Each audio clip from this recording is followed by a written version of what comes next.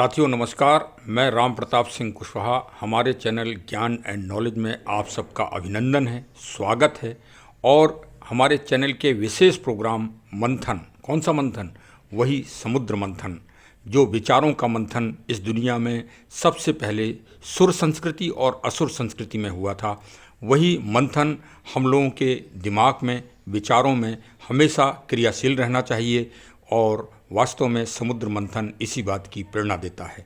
तो चलिए, आज एक बहुत छोटा सा विषय है, जलवायु परिवर्तन के दंश और एक व्यक्ति के व्यक्तित्व के मनोबल को तोड़ने का प्रयास और क्षेत्रीय समस्याएं। इन तीनों को हम ले चल रहे हैं श्री बागेश्वर धाम सरकार की पावन यात्रा में और वहाँ के चल रहे वर्तमान प्रसंगों के ऊपर। आप स्वतंत्र हैं, आप अपनी विचार शैली और विचारों के स्पंदन में और उनके क्रियाशीलता में आप स्वतंत्र हैं, लेकिन विचार अवश्य बनाइए कि आपको उनको सपोर्ट करना है, समर्थन करना है, कि आपको उनका विरोध करना है। जो भी करना है मंथन जरूर करिए और मनोबल को आगे बढ़ाइए।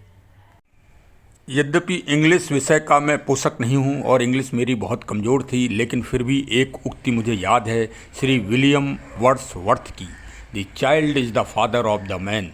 क्या श्री बागेश्वर धाम सरकार, श्री धीरेन्द्र कृष्ण शास्त्री जी उसके प्रतिरूपक हैं? ये आप लोगों को इसके बारे में निर्णय करना है। करिए अवश्य। 26 साल के एक युवा का मनोबल तोड़ने का कुत्सित प्रयास मत करिए।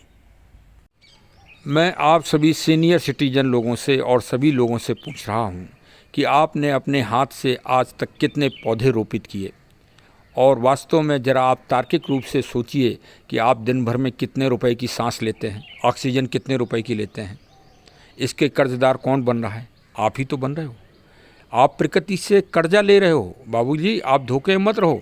जितनी आप सांस ले रहे हो, अगर आपने 10 पेड़ भी नहीं लगाए हैं तो आप आज प्रकृति के बहुत बड़े कर्जदार हो गए हैं, और इस कर्ज को आपको कभी ना कभी रूटीन वे में, इस जन्म नहीं तो अगले जन्म, अगले जन्म नहीं तो और अगले जन्म आपको उतारना ही पड़ेगा।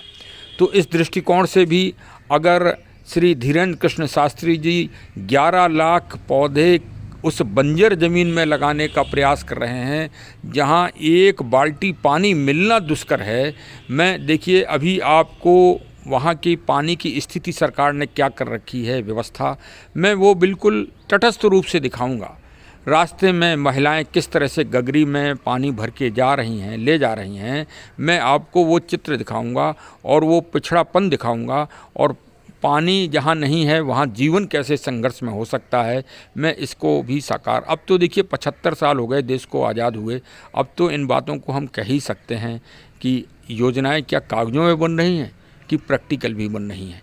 और वो इस बुंदेलखंड के असिंचित जगह में 11.25 लाख पौधे लगाना आसान काम नहीं है, वो बहुत ही दुष्कर काम है।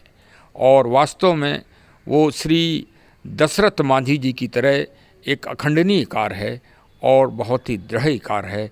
मैं उनके इस कार्य की बार बार तारीफ़ करूंगा, और अगर ये पाखंड, आडंबर और ये किसी तरह की दकियानूसी है तो ये हर गली में, हर पार्क में, हर गांव में, हर जगह होना ही चाहिए, क्योंकि सृष्टि बचेगी तभी मानव का जीवन बचेगा, तभी प्राणियों का जीवन बचेगा। अब मैं इस समय खजुराहो के देहात अंचल में हूँ, और देखिए ये महिला जी सामने जा रही हैं, और देखिए सिर के ऊपर इनके गागर हैं और हाथों में बाल्टी है, बाएं हाथ में भी एक गागर है, और बैलेंस देखिए आप। ये कोई नई चीज़ नहीं है, ये यहाँ की जन संस्कृति में है, और यहाँ विकास की भी बहुत आवश्यकता है।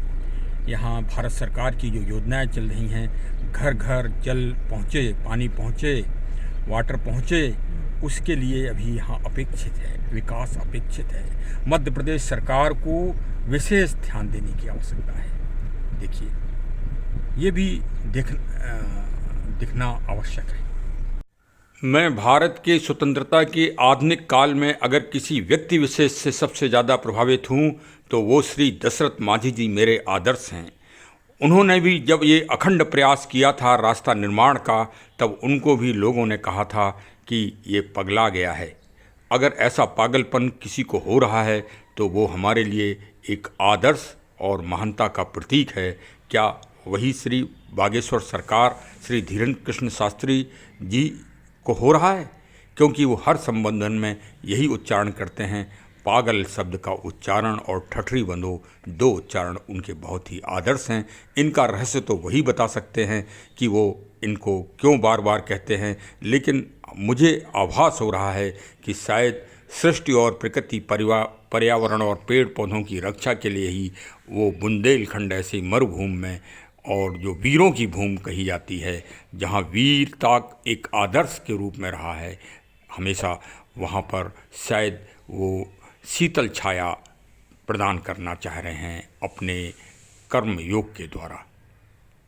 यदि यह पाखंड है, यदि ये आडंबर है, तो ये आडंबर पूरी भारत भूमि में तो होना ही चाहिए, और ये पूरे विश्व में ये आडंबर और ये पाखंड होना चाहिए, जिससे विश्व का, सृष्टि का और मानवता का कल्याण हो सके। क्योंकि संयुक्त राष्ट्र संघ के महासचिव जी ने भी दुनिया की सबसे महानतम समस्या को यही माना है, जलवायु परिवर्तन का दंश। अगर उस परिवर्तन को श्री धीरेन्द्र कृष्ण शास्त्री साहब समझ गए हैं और उसका क्रियान्वयन कर रहे हैं, तो वो दुनिया के श्रेष्ठतम व्यक्तियों में से एक हैं। चलिए, हमारे चैनल से जुड़े रहिए। प्रकृति, पर्यावरण और जलवायु संरक्षण के अभियान में आप भी अंशधारक बनिए, और हमारे ब्लॉग को और हमारे चैनल को सब्सक्राइब करिए, और सभी को जन जन को जागरूकता और चेतना के लिए अवश्य सेंड करिए, फॉरवर्ड करिए। आपको बहुत बहुत धन्यवाद। और आगे जो शिवरात्रि जी का पावन पर्व आ रहा है, ये प्रकृति के और नेचर से अभिभूतित ये व्रत है। इसको ज़रूर बहुत ही उत्साह से और खुशी से करें, क्योंकि ये वास्तव में भारत के, जो कहा जाता है कि भारत सोने की चिड़िया थी, ये उसी की आधारशिला है।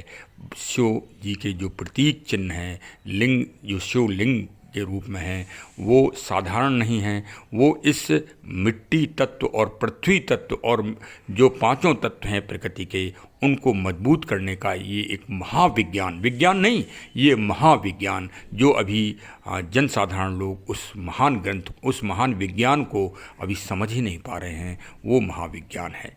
तो चलिए, हमारे चैनल से अवश्य जुड़ें। बहुत बहुत धन्यवाद। Thank you, thank you. जय हिंद, जय हिंद, जय हिंद।